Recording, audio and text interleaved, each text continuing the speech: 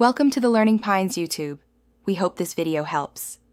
In this video, I will explain how to use a smartwatch with a eSIM.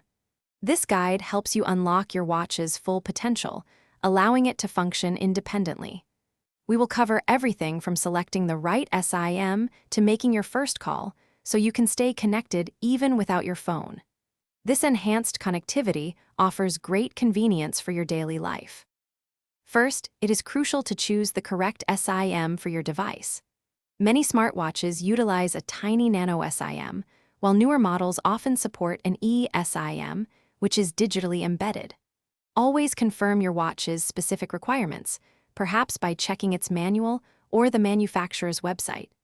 Your mobile carrier can also advise on the best data plan for a standalone smartwatch. Installing your eSIM is straightforward, but precision is key.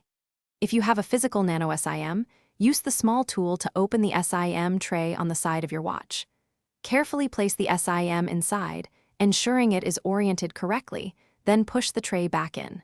For an eSIM, follow the on-screen prompts or use your phone's companion application to scan the carrier's QR code for activation.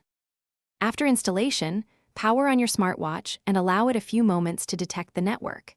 You should see a signal strength indicator appear on the screen, perhaps 4 or 5 bars. Then, head into the watch's settings to verify that cellular services are switched on. A quick test call to a friend or family member will confirm that your smartwatch is fully operational as a standalone device. With your eSIM-enabled smartwatch, you can now enjoy unprecedented freedom. Make calls, send messages, and use apps directly from your wrist without needing your phone nearby. Remember that cellular use will affect battery life, so keep an eye on your charge. For extended use, consider activating power-saving modes or simply switching off cellular connectivity when it is not essential. Thanks for watching. Consider subscribing if we helped you.